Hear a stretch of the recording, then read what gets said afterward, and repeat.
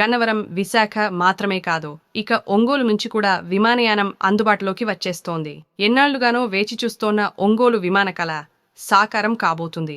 CM Chandrababu ఆదేశాలతో భూసేకరణ, airport నిర్మాణానికి ప్రణాళికలు శరవేగంగా జరుగుతున్నాయి.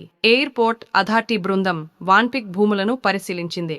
అల్లూరు, ఆలూరు మధ్యలో విమానాశ్రయ ఏర్పాటుకు రంగం సిద్ధమైంది. ప్రకాశం జిల్లాలో ఎయిర్పోర్టు కల సాకారమయ్యే టైం వచ్చేసింది. కూటమి సర్కారు చొరవతో ఒంగోలు ఎయిర్పోర్టు స్వప్నం సాకారం కాబోతుంది. సీఎం చంద్రబాబు నాయుడు చొరవతో ఏపీలో కొత్తగా 7 ఎయిర్పోర్టుల ఏర్పాటుకు కేంద్రం గ్రీన్ సిగ్నల్ ఇచ్చింది. ఒంగోలు సహా ఏపీలో 7 కొత్త ఎయిర్పోర్టుల నిర్మాణాలు చేపట్టనున్నట్టు ప్రకటించారు కేంద్ర మంత్రి రామ్మోహన్ నాయుడు.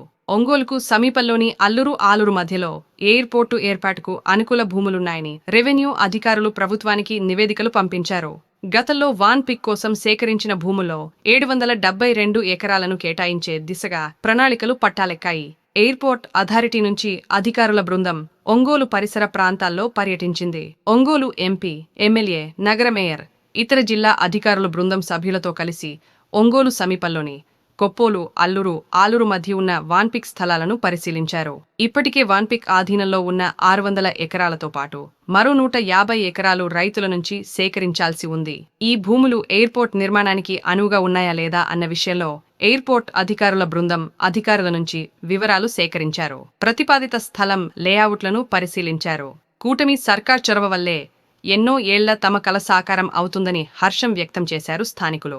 భూముల ధరలు పెరగడంతో పాటు స్థానికంగా విద్య, ఉద్యోగ అవకాశాలు పెరుగుతాయంటున్నారు. ఒంగోలు సమీపంలో ఎయిర్పోర్ట్ నిర్మాణం వల్ల ప్రకాశం జిల్లా పారిశ్రామికంగా అభివృద్ధి చెందుతోంది. తూర్పు ప్రకాశంలో ఇంతవరకు ఎలాంటి పెద్ద పరిశ్రమలు లేకపోవడంతో కోస్తా తీరం అభివృద్ధి చెందలేదు.